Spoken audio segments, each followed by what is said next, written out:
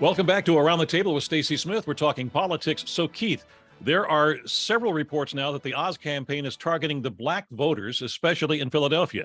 And what is interesting, it is not necessarily to convince those voters to cast a ballot in favor of Dr. Oz, but rather to not vote for John Fetterman. Your thoughts on that kind of approach?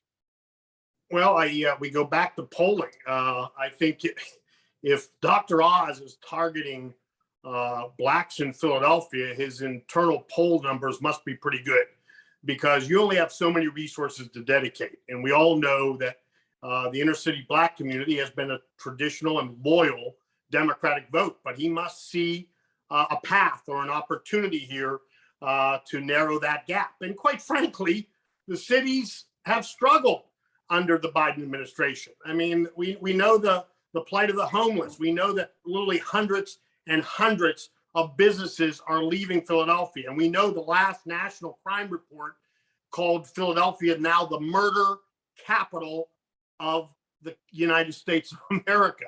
So there is a narrative there to say you haven't been getting the best hand hasn't been dealt to you, or the good citizens of Philadelphia. It might be time to take a look in another direction.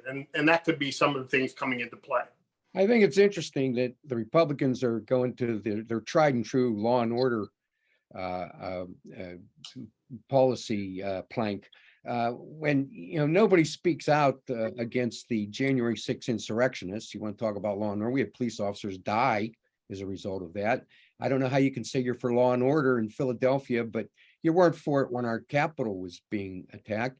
And also that we have to look at the actual crime statistics. I know it's common to say that, well, these Democratic cities, they have all this high crime. Out of the 10 highest murder rates statewise in the United States in the last year, 8 of the top 10 were Republican states and have been Republican controlled states for the last 20 years. They have the highest homicide rates in the country. The highest crime rates in the country are Republican controlled states. So, were the cities Republican? No, but the states are, and we have to go down to the very basics here. I mean, you want to look at these statistics, you can analyze them a couple different ways. I'll grant you that, but it's not that the Democrats are allowing crime to run rampant. What about these Republican governors? And as for a homicide rate, the last year of the Trump administration was the highest homicide rate we've had in recent years, and the highest crime rate. All right, It dropped off for Biden. I'm going to interrupt you and I want to get back to this topic, but Governor, he just laid it on the line there. So as governor, could you have done anything about the murder rate in Pittsburgh or Erie or Philadelphia or Scranton? Not really. You can fund programs. We have a state police department that doesn't go into those cities, and where you see the difficulties in the high crime rate, Philadelphia, Democrat city. Pittsburgh, Democrat city. New Orleans, Democrat city. You can go across the country if you want to just label it that way. I don't like to label it that way. Let's go back to, if I can, I really want to go back to the original question. Yes. With Fetterman, I mean with Oz. If somebody doesn't vote for him or for Fetterman, that's a vote for us.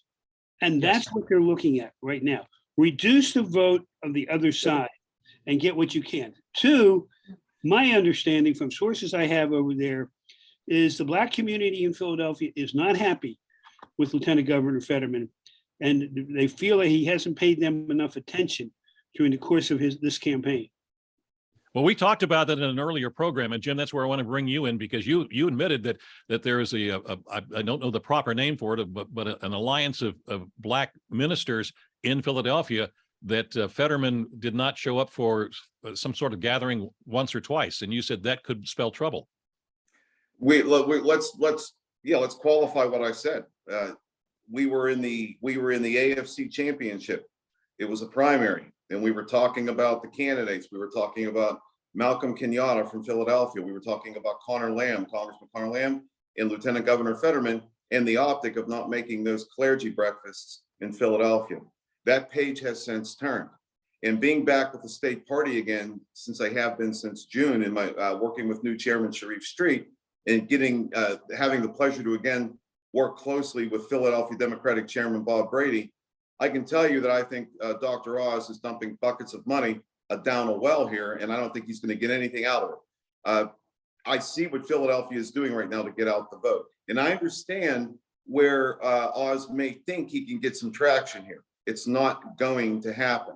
Those fences or those perceptions or those missed meetings by Mr. Fetterman, those issues have been remedied. There have been sit downs, there's been conversations, there has been teamwork, and I have seen firsthand the type of crowds and gathering and support that Mr. Fetterman is getting from Philadelphia, not just from that clergy, which we talked about in the primary, but the city as a whole.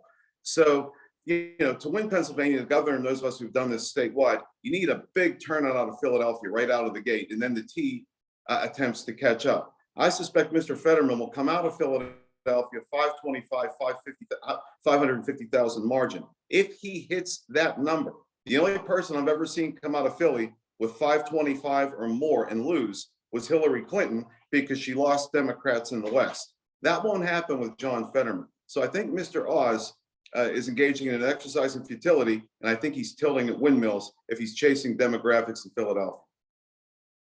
Okay, we need to take a break. We'll be back in just a moment.